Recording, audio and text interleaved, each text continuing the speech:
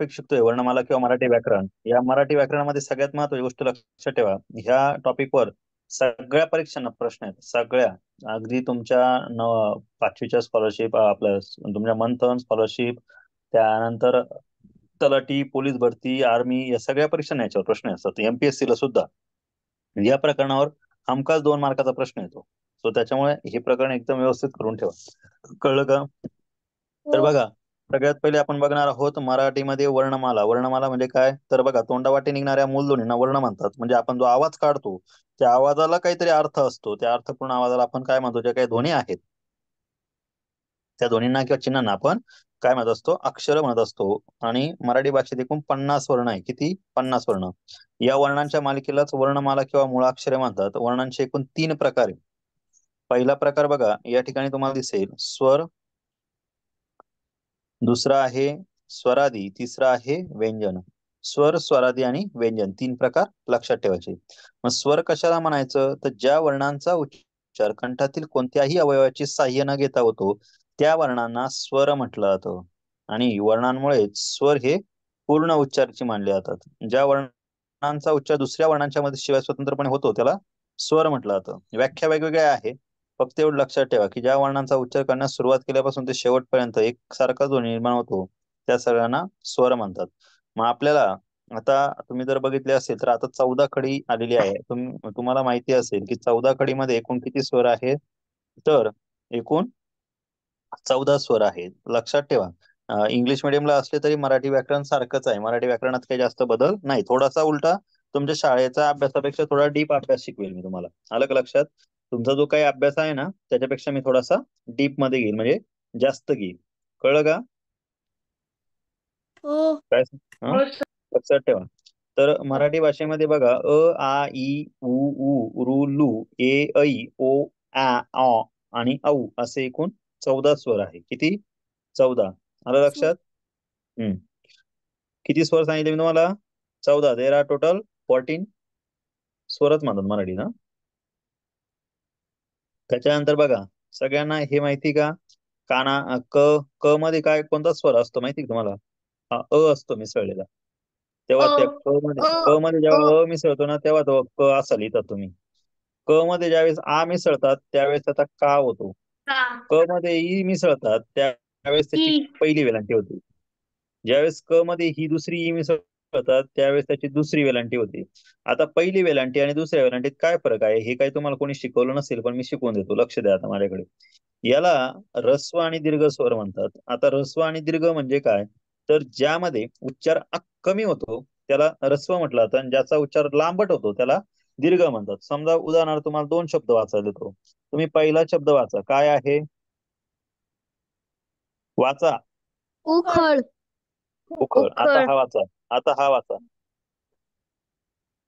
ऊस. काय? ऊस. ऊस. ऊस. मला सांगा, पहिल्या उखळीतला ऊ जास्त लांबला का ऊसातला ऊ जास्त लांबला? ऊसातला. ऊसातला. ऊस. बरोबर ना? ऊसातला. याचा उच्चार करायला थोडा जास्त वेळ लागतो. बरोबर, म्हणून त्याला म्हटलं जातं दीर्घ. काय म्हटलं जातं? दीर्घ. आणि ज्याचा उच्चार करायला कमी वेळ लागतो त्याला काय म्हटलं जातं? ऱ्हस्व. फरक कळतोय? दीर्घ आणि ऱ्हस्व मधला फरक कळाला का? हा, ऱ्हस्व उच्चार पटकन होतो, दीर्घ उच्चार त्याला वेळ लागतो. अजून एक शब्द येतो बघा.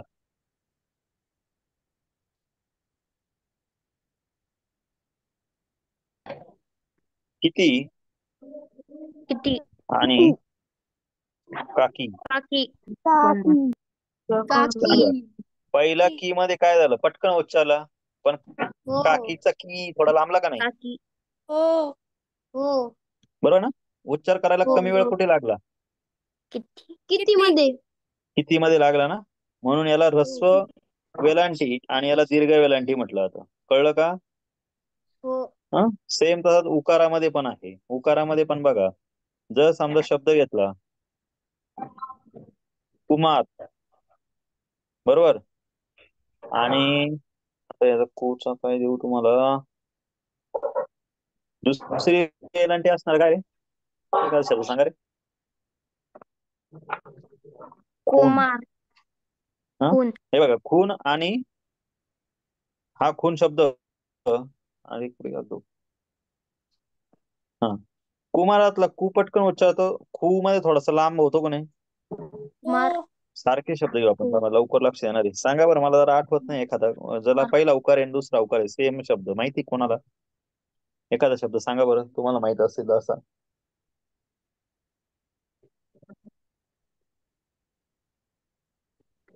मला आता आठवत नाहीये. मी तुम्हाला नक्की नंतर सांगेन. हा, यात पहिला उकार सेम सेम सेम शब्द आहे. कुलूप. आणि दुसऱ्या उकाराचा काय शब्द आहे, मला नेमका आठवा ना आता. कूट. हा, बरोबर आहे का? कुलूप सर. आणि कूट कुलूप. या दोन्ही शब्दांमध्ये उच्चार करायला बघा, पहिला कू पटकन उच्चारतो, पण दुसरा कूट थोडा लांबवतो की नाही आपण? हो. हा, हो. बरोबर आहे का? हे झाले तुमचे ऱ्हस्व आणि दीर्घ उकार. ठीक आहे. त्यानंतर बघा, रकार वकार म्हणजे काय असतं, रू मिक्स असतो त्यात. लुकार म्हणजे लू मिक्स असतो. मात्रा, एक मात्रा असेल तर कै म्हणतो आपण, क अधिक ऐ. अर्धचंद्र असेल तर त्याला क्या म्हणतो, जसं बँक आहे का नाही? बँक. आला का त्यात आला का? बँक. कळतंय का? हा, लक्ष येतंय का मी काय सांगतो ते? हो. हम्म. त्यानंतर बघा, क वरून घ्यायचा आला तर कॅश आहे का नाही? हे इंग्लिश शब्द आहे, इंग्लिश मधून मराठीत आले म्हणून त्यांना ते आपल्या मराठीमध्ये त्यांना घेतलेलं आहे. त्यानंतर बघा, दोन मात्रे असणारे कै. हा, कै वरून तुम्हाला शब्द माहिती, क वरून घेतला तर तुम्हाला तो येऊन जाईल कुठलाही. त्यानंतर को, एक काना एक मात्रा. कॉ, एक क मध्ये अ मिसळतो. को म्हणजे काय, क मध्ये ओ मिसळतो, आणि कॉ म्हणजे काय, क मध्ये अ मिसळला जातो. ठीक आहे. त्यानंतर बघा, पुढे आहे दोन मात्रे व एक काना, जसा कौ. क मध्ये अ मिसळला का त्याचा हा कौ होत आहे. ठीक आहे. माझा तुम्हाला जर तुमचा शब्द लिहायचा असेल, तुमचं नाव असेल, समजा माझं नाव आहे, माझं नाव सागर आहे, बरोबर? तर सागर शब्द कसा तयार झाला आहे हे कसं ओळखणार? तर सागरामध्ये तुम्ही जर इथं स्पेलिंग लिहिलं तर काय शब्द तयार होतो? SAGAR इंग्लिश मध्ये, बरोबर का नाही? मग आता याच्यात लक्षात ठेवायचं, सा आलेला आहे ना, तर यस म्हणजे काय? स होतो. यस म्हणजे काय? स. येचा अर्थ होतो, आता इथं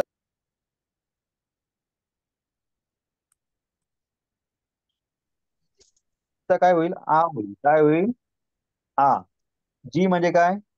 ग. ग. ये म्हणजे काय? अ. अ. अ. अ. आ नाही येणार, का नाही येणार? कारण याला काना आहे का या शब्दाला? नाही. पाना नाही. म्हणून आणि र ला सुद्धा, र मध्ये काय येणार? र अधिक कळलं का? हो. आता काही वेळेस तुम्हाला या शब्दांमध्ये प्रश्न विचारला जातो, खालील शब्दांमध्ये वर्ण किती आहेत, किंवा स्वर किती आहेत, व्यंजन किती आहेत, असं विचारलं जातं. आता स्वर काय आणि व्यंजन काय मी तुम्हाला सांगेल, पण आता फक्त तुम्हाला स्वर कळले होते ना? तर याच्यामध्ये बघा, एक स्वर, दुसरा स्वर आणि तिसरा स्वर, म्हणजे सागर या नावामध्ये किती स्वर आले? 3 तीन. स्वर आले. हा, तीन. आणि ते ओळखण्याची ट्रिक काय माहिती का? तीन. त्या शब्दाचं इंग्लिश मध्ये स्पेलिंग लिहायचं, फक्त शेवटचं अक्षर जर त्याला काना मात्रा उकार नसेल तर त्या ठिकाणी त्याच्यामध्ये तरी पण, जर काना मात्रा उकार काहीच नसेल, जसं आता हा र आहे, त्याच्या मागे काही होतं का नाही, तर त्याच्यामध्ये अ मिसळायचं. काय मिसळायचं शेवटी? अ. अ. कळालं अ. का? तेवढं एक लक्षात ठेवायचं फक्त, शेवटच्या अक्षराला. हा, लक्षात आलं ना हे? Yes sir. हा, समजा आता मला तुम्हीच सांगा, एकदम सोपा शब्द घेतो, राम. राम शब्दाची फोड काय होईल? विग्रह. याला विग्रह म्हणतात, मी जे केलंय त्याला. याचा विग्रह सांगा बरं, कोण सांगेल विग्रह? रामचं स्पेलिंग काय लिहिता तुम्ही? RAM, बरोबर. RAM. आर म्हणजे काय? आर म्हणजे काय? र. र. र. र ए. ए अधिक एचा काय आ. होईल? व्हेरी आ. गुड. आणि मचा? म म अधिक अधिक अ. अधिक अ. अ. हा, कळलं का? काही अवघड आहे का? काही अवघड आहे? काही अवघड आहे का? नाही. नाही. चला, आज आता हा शब्द घेऊ, समजा आता याचं नाव घेऊ. चला, राजवीर. चला, कोण सांगेल मला याची फोड काय होईल? र. हा.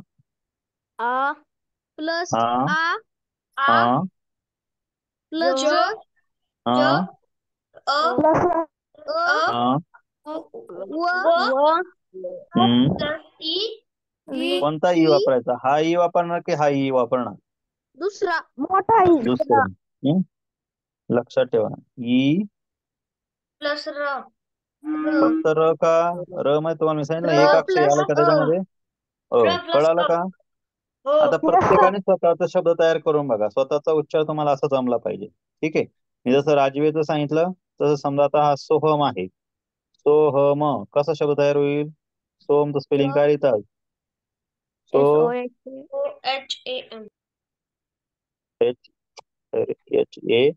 HHAM, बरोबर. मग आता यसचा काय झाला? स झाला.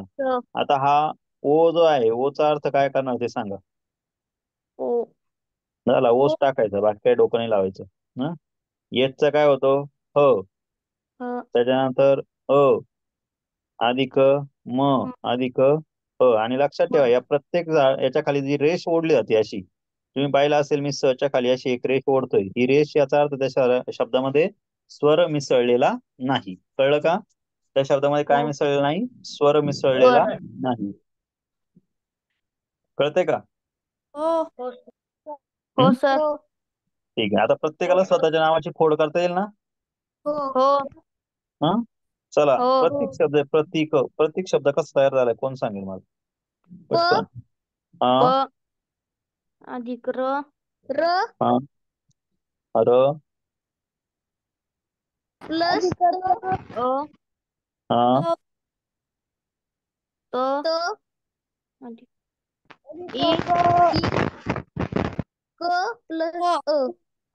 जमेल ना प्रत्येकाला? नाहीच जमलं तर प्रतीकचं स्पेलिंग लिहून घ्यायचं. प्रतीकचं स्पेलिंग काय होतं? PRATIK, बरोबर. कळालं का? मग प चा, पी चा प, आर चा र, ए चा अ, टी चा ट, आय चा ई, के चा क. पण शेवटचा अक्षर आपलं मी तुम्हाला सांगितलं ज्याला काना मात्रा नसतो त्याला काय लिहितो आपण? शेवटी अ लिहित असतो. कळलं ना? याची आता आपल्याला गरज नाही, सगळ्यांना समजलं याचा अर्थ.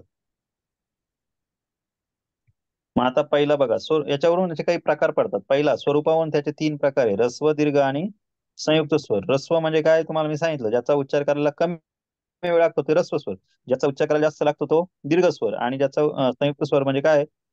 तर संयुक्त स्वर म्हणजे स्वरात स्वर मिसळून जे स्वर तयार होतात त्यांना काय म्हणायचं? संयुक्त स्वर म्हणायचं. कळलं का? 3 गोष्टी सांगितल्या मी. ऱ्हस्व कोणाला कमी उच्चारायला कालावधी कमी लागला त्यांना ऱ्हस्व म्हणायचं, उच्चारायला कालावधी जास्त लागला दीर्घ म्हणायचं, आणि उच्चारायचा जर संयुक्त स्वर कोणाला म्हणायचं? स्वरात स्वर मिसळून तयार होणारे स्वर असतात त्यांना संयुक्त स्वर म्हणतात. ते कुठले आहे? तर ते बघा, ए जो शब्द आहे स्वर, हा अ मध्ये ई किंवा ई मिसळून तयार होतो. ऐ आ मध्ये ई किंवा ई मिसळून तयार होतो. ओ अ मध्ये उ किंवा उ मिसळून तयार होतो. आणि आऊ आ मध्ये उ किंवा उ मिसळून तयार होतो. आता हे बघा, हे जे शब्द आहे ना, हे शब्द समजायला तुम्हाला थोडस आता मराठीचं व्याकरण आहे, थोडस वेळ लागेल, पण होईल हळूहळू. कळलं का?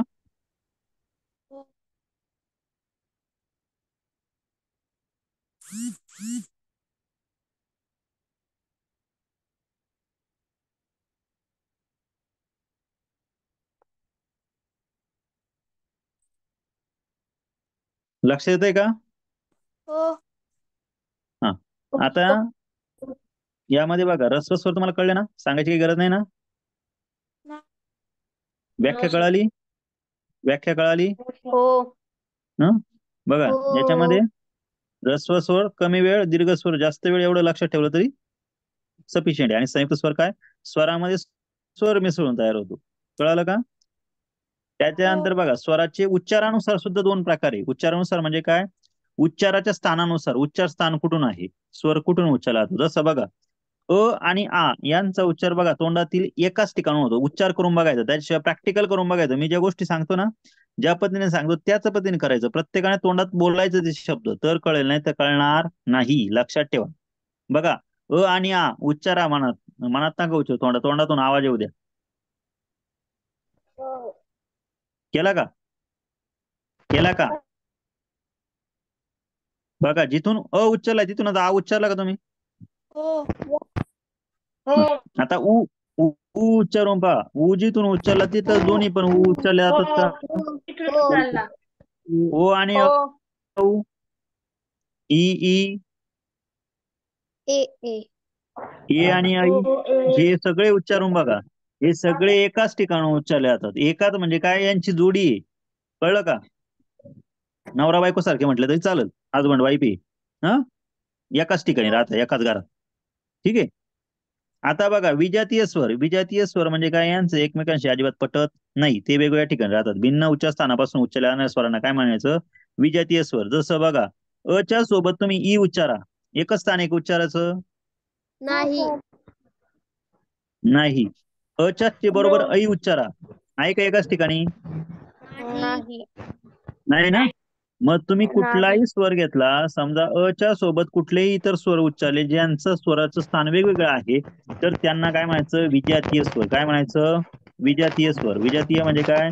त्या स्वराचं आणि या स्वराचं स्थान सारखं नाही, उच्चार स्थान वेगवेगळं असतं. आलं का लक्षात? येतंय का लक्षात? पुढे बघा, पुढचा प्रकार आहे सिद्ध स्वर किंवा साधित स्वर. सिद्ध किंवा साधित स्वर काय आहे? आता हे जे आहे ना, हे स्वरांच्या उत्पत्तीनुसार पडलेले प्रकार आहेत. उत्पत्ती म्हणजे काय? तर जे स्वर स्वतंत्र स्वयंभू किंवा मूळ स्वर असतात, त्यांची उत्पत्ती इतर स्वरांकडून झालेली नसते त्यांना. आता हे काय तुम्हाला नाही बरं का, हे आठवीला पण नाही, तुम्हाला पण नाही, जाऊ द्या, इथं तुमच्या हे कामात नाही, हे नंतर पाहू आपण. स्वर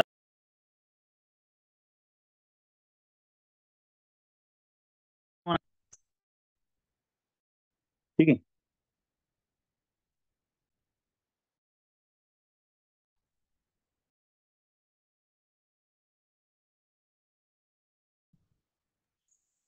स्वरादी कशाला म्हणायचं बघा? स्वरादी, ज्या वर्णांचा उच्चार करण्याआधी स्वर येतो त्या स्वरांना काय म्हणायचं? स्वरादी. उच्चार करण्याआधी काय येतो? स्वर येतो. म्हणजे काय? तर बघा, स्वर अधिक आदी म्हणजे जसं बघा, त्या दोनच स्वर आहे, आणि आहा. अनुस्वार आणि काय, स्वरादी, यांना समावेश त्याच्यामध्ये स्वरादीमध्ये होत असतो. आता मराठीमध्ये दोन स्वरादी, अनुस्वार आणि विसर्ग. लक्षात ठेवा. अनुस्वार म्हणजे काय? जसं तुम्ही हा शब्द आहे बघा, गंगा. गंगाचा उच्चार करताना ग वर अनुस्वार देता का नाही? हो तिथे का आवाज येतो? चंचल, यांचा उच्चार पण वेगवेगळ्या प्रकारात होतो, पण तुम्हाला फक्त एवढंच लक्षात ठेवायचं, त्याला अनुस्वार म्हणतात. सगळ्यांना अनुस्वार माहिती ना? टिंब शब्दांवर जो असतो टिंब, त्याला आपण अनुस्वार म्हणत असतो. जो टिंब असतो त्याला काय म्हणत असतो? अनुस्वार म्हणत असतो. कळतंय का? हो हा.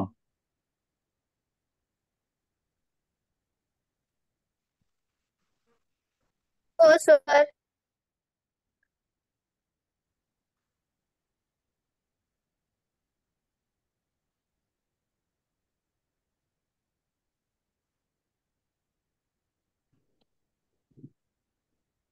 येतं एक लक्षात काय सांगतोय ते? हो हो हो हा. आता बघा, पुढचा आहे अनुनासिक. अनुनासिक म्हणजे काय? ज्या अनुस्वारांचा उच्चार उधळता होत असेल त्यांना उच्चारायला अनुनासिक म्हटलं जातं. आता हे अनुनासिक काय, घरात, जेव्हा, हे काय तुम्हाला अनुनासिक पण नाहीये. तुम्ही हे लक्षात ठेवा. विसर्ग. विसर्ग काय असतो? विसर्ग म्हणजे दोन टिंब. जसं स्वतः आहे, स्वतःचा उच्चार करताना स्वतः हा शब्द तुम्ही कसा उच्चारता रे? उच्चारताना तोंडासमोर हात धरा बरं, उच्चारा, स्वतः शब्द उच्चारा आणि तोंडासमोर हात ठेवायचा. हवा येते. हवा येते का? थोडी गरम हवा लागते का? हो हो अरे लागते का तुम्हाला? हे बा, एक लक्षात ठेवा, मी काय सांगतो ते नीट समजून घ्या. मी जे शिकवतोय ना, हे मराठी व्याकरण तुम्हाला जेवढं समजतंय त्याच्यापेक्षा ते खूप कठीण आहे. इंग्लिश व्याकरण एक वेळ सोपं, पण मराठी व्याकरण खूप कठीण आहे. पण मी ज्या ट्रिकने तुम्हाला शिकवतोय त्या ट्रिकने जर व्यवस्थित करून पाहाल तर परत विसरायचे नाही. कळलं का? विसर्ग लक्षात ठेवायचा म्हणजे फक्त तोंडासमोर हात आणून बघा, लगेच कळून जातं विसर्गाचा अर्थ. त्यातून काय होतो?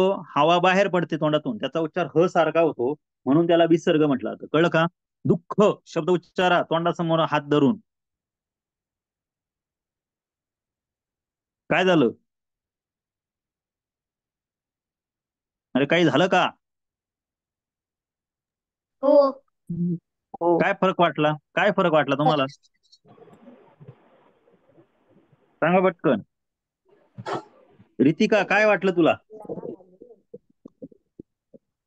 रितिका, काय वाटलं तुला उच्चारताना? काही आवाज, काही वाटलं, काही फरक पडला का? निशांत, गरम हवा आली. हा, गरम हवा आली का? बरोबर ना, थोडीशी हवा येते बाहेर तोंडात, आपल्या फुफ्फुसातून बाहेर हवा येते की नाही, म्हणून त्याला विसर्ग म्हटलं जातं. कळलं का? आता हे पुढे बघायचे आपलं व्यंजन. व्यंजन आहेत एकूण 34. किती? 34 व्यंजन आहेत इंग्लिशमध्ये, आपल्या मराठीमध्ये. व्यंजन काय आहे? तर ज्या वर्णाचा उच्चार करताना जीभ, कंठ, ताळू, मुर्दा, दात, ओठ या वर्णांचा स्पर्श होतो त्यांना व्यंजन म्हटलं जातं. म्हणजे ज्या वर्णांचा उच्चार हा अपूर्ण असतो त्यांना उच्चारासाठी स्वराची मदत घ्यावी लागते, त्यांना काय म्हटलं जातं? व्यंजन. एकूण 34 व्यंजने आहे. किती आहे टोटल व्यंजने? 34. 34. किती? 34. There are total 34. 34 व्यंजनच आहे, मराठीत व्यंजनच म्हणायचं. हा, आता व्यंजनांचे पण 5 प्रकार आहे. स्पर्श व्यंजन, अर्धस्वर व्यंजन, उष्मे किंवा घर्षक, महाप्राण व्यंजन, स्वतंत्र वर्ण. ठीक आहे, लक्षात ठेवा 14 स्वर, 2 स्वरादी आणि 34 व्यंजन. एवढं लक्षात राहील का व्यवस्थित? हो. हो.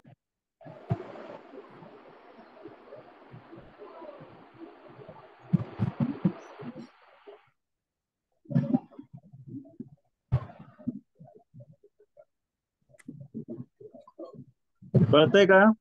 स्वर हो. किती? 14. स्वरादी 2, व्यंजन 34. असे एकूण किती वर्ण? असे एकूण किती वर्ण? 50. पण लक्षात हो. लक्षात राहील? हो. कोणाला काय डाऊट? नाही. No sir. समजलं? Yes sir. काय समजलं? काय समजलं? शिकवलेलं.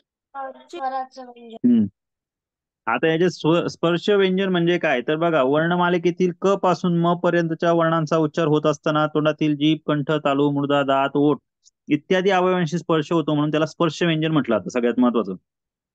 आता ही स्पर्श व्यंजने कुठली? क पासून तर म पर्यंत, म्हणजे ही जी तुम्हाला दिसत आहेत ही सगळी स्पर्श व्यंजने. एकूण 25 व्यंजन आहेत, लक्षात ठेवा. किती? 25. स्पर्शच का म्हटलं तर ज्या वेळेस तुमच्या फुफ्फुसातून हवा बाहेर येते, ही हवा येताना काही फरक पडतो का? जरा एकदा पहा बरं. क उच्चारताना ही हवा काय होते? डायरेक्ट बाहेर पडत नाही. ती हवा उच्चारताना फुफ्फुसातून तोंडातल्या कुठल्या तरी अवयवाला स्पर्श होतो, म्हणून त्याला काय म्हणायचं? स्पर्श व्यंजन. कळलं का? हा, स्पर्श व्यंजनांचे एकूण 3 प्रकार वर्गीकरण केलं जातं: कठोर वर्ण, मृदू वर्ण आणि अनुनासिक. कठोर म्हणजे काय? ज्या वर्णांचा उच्चार करण्यास थोडा जोर द्यावा लागतो त्यांना कठोर वर्ण म्हणतात. जसं क, च, ठ, ट, ठ, त, थ, प, फ. म्हणजे जी पहिली 2 अक्षर आहे ना, यातली ही जी पहिली 2 अक्षर आहे ना, यांना म्हटलं जातं कठोर वर्ण. काय म्हटलं जातं? कठोर वर्ण. आता याचे गट नाही करून दाखवले तुम्हाला, मी ते गट करून दाखवले असं तुम्हाला कळलं असतं. ठीक आहे. हा, इथे खाली केलंय बघा. पहिली 2 जे आहे ना ही कठोर वर्ण आहे. ठीक आहे, लक्षात ठेवताना. त्याच्यानंतर त्याच्या पुढची 2 आहे त्यांना मृदू वर्ण म्हटलं तर ज्यांचा उच्चार सौम्यपणे होत असतो. आणि पुढचे 2 जे आहे, पुढचा हा जो एक गट दिसतोय याला अनुनासिक म्हटलं. तर अनुनासिक म्हणजे काय? यांचा उच्चार नाकातून होतो. कुठून होतो? नाकातून. लवकर लक्ष देण्यासाठी हा शब्द उच्चारा, म. बघा बरं, कुठून होता उच्चार? नाकातून. होतो का? नाक दाबून उच्चार करा बरं मचा. होतो का? होतो का? पहिले उच्चार होतो ते पहा.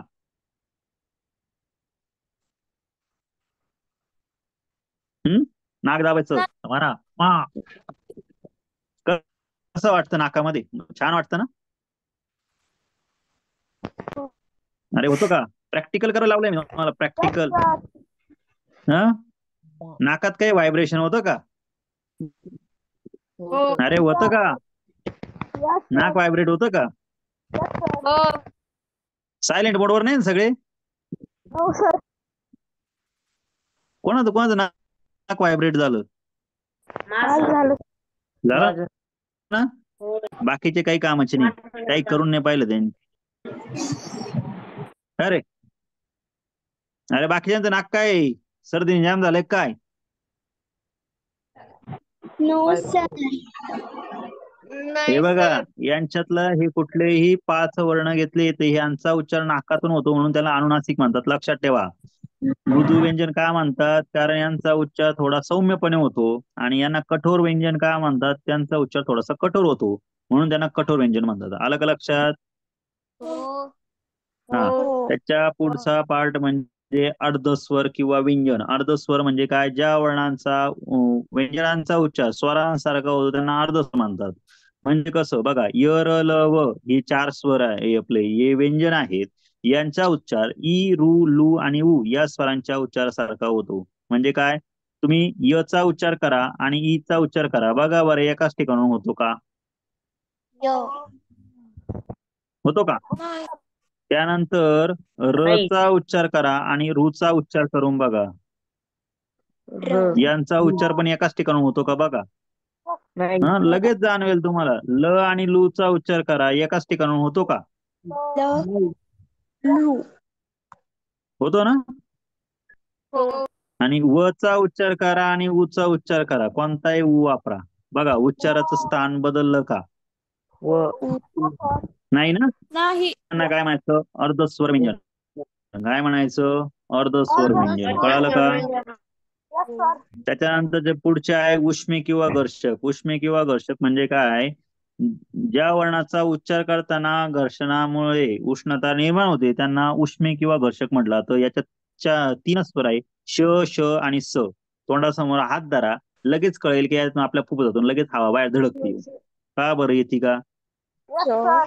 Yes sir. त्यानंतरचा पुढचा प्रकार आहे महाप्राण व्यंजन. हा जो शब्द आहे त्याला महाप्राण व्यंजन म्हटलं जातं. एकूण महाप्राण व्यंजन तुम्ही इंग्लिशमध्ये ज्या ज्या शब्दाबरोबर यच वापरतात ती सगळी महाप्राण व्यंजन आहेत. मग CH चा काय होतो? च होतो, एवढा सोडून द्यायचा. तुमचे बाकीचे सगळे जे शब्द आहेत हे बघा, हे यांच्या सगळ्यांच्या जोडीला तुम्ही काय वापरतात? यच वापरता. बघा, वापरता का नाही बघा, सांगा मला. स्पेलिंग लिहिताना इंग्लिश मध्ये ख च स्पेलिंग काय लिहितात? TH लिहितात का? ठ च स्पेलिंग CHH लिहितात. ठ च स्पेलिंग काय लिहितात? TH लिहितात ना?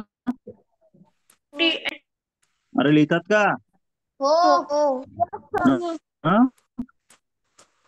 हे जे शब्द लिहितात तुम्ही यच वापरून, या सगळ्यांना काय म्हणायचं? तर या सगळ्यांना म्हणायचं महाप्राण व्यंजन. कळालं? महाप्राण. ज्यांच्या सोबत तुमचा यच येतो. ठीक आहे, लक्षात ठेवा. म्हणजे ट्रिक सांगितलंय तुम्हाला, या ट्रिक आहे, लक्षात ठेवा. हे काय असं सहज लक्षात राहत नाही. कळलं का?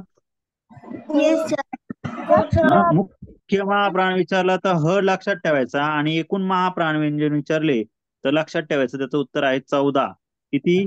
14 आहेत ते असे. कुठले? क ख सॉरी ख ख ख ग छ झ ढ ड थ द प ब श श आणि स. ठीक आहे. त्यानंतर अल्पप्राण व्यंजनामध्ये ज्याच्यात यच मिसळत नाही ते सगळे अल्पप्राण व्यंजन आहे. असे 20 व्यंजन आहे ते तुमच्या समोर आहेत.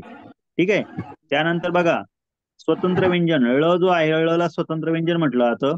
आणि संयुक्त व्यंजन क आणि आपलं सॉरी श आणि ञ जे आहेत यांना स्वतंत्र संयुक्त व्यंजन म्हटलं जातं. यांना काय म्हणतात?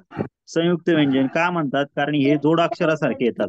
यांच्यामध्ये ना 2 व्यंजन येतात म्हणून त्यांना संयुक्त व्यंजन म्हणतात. जोड शब्दांपासून तयार होतात. ठीक आहे. जाईल का लक्षात? हा, एवढं आजच्यासाठी लक्षात ठेवा. बाकीचं मग आपण पुढच्या वेळेस बघू. ठीक आहे. तुम्हाला व्हॉट्सअपला पाठवतो मी याची हे पाठवतो. काय नोट्स जी आहे ती व्हॉट्सअपला टाकतो. ठीक आहे. Bye sir. लक्षात ठेवा. बाय. इथे आपण थांबूया.